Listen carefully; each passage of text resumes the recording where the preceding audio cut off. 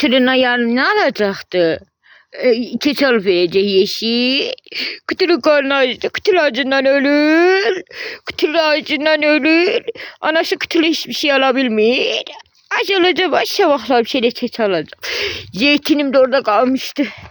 Sen niye çıtırı döydün? Sen niye hamını döyüp öldürürsən? Mənim özümü sevən lazımdı. Bak, mən sizi sevə-sevə özümü sevən yoxdur. Acından ölmüşdün. Acından ölüdün. Ölmez. Elə qurban olum. Ana sizə qurban olsun. Az özünü yazıqlandırmayıb tümünü yiyirsən. Sen de çıtırsan. Az çörəyi niyə elə tökmüsən? Niyə elə tökmüsən? Ay çıtır. Tamam, yemirəm. Ye. Bu da fırlımdı. Fısı fırlımdı. Kıtırımdı.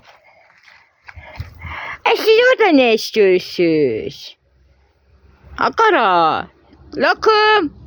Lokus. Lok. Gel. Anne gel.